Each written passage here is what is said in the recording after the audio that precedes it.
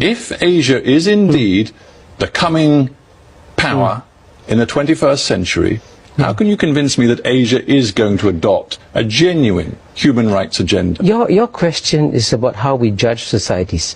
The assumption in your question is that we have certain standards by how we judge West societies. And you're saying that Asia is not getting it, and implicitly the West is getting it. You're obviously completely out of touch with how the world sees the West today. You have no idea how the perception of the West has changed cluelessly.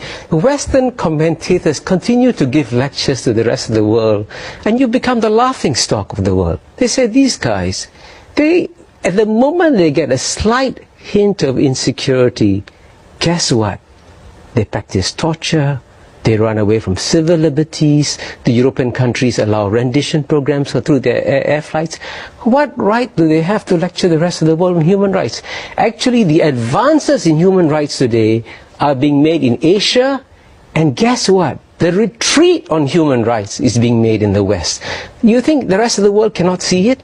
If you look at the rising levels of education in the world, believe me, one of the key things in my book is about the hundreds of millions of people being educated.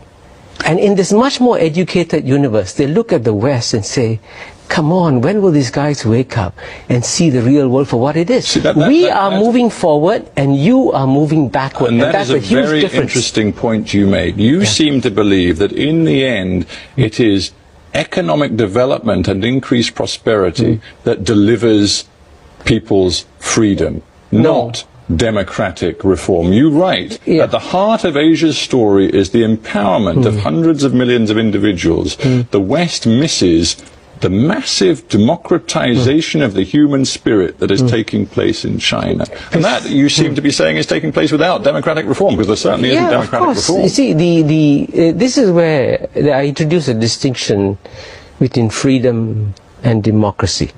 Okay? Now, China doesn't have a democratic system. That's well known. Even the Chinese admit it. But if you look at it from the point of view of the Chinese people over the last 200 years at their condition, look at it in the 1840s when the British came and said, please, we want to buy your tea, we offer you opium written. When the Chinese said no, you bombarded them. They went through hell over the last 200 years. The last 30 years of China's history have been the best they've enjoyed in 200 years.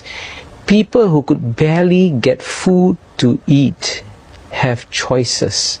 When you can make a choice of where to live, where to work, what to eat, what to buy, what university to go to, this is a huge expansion of human freedom. The question is, how can you convince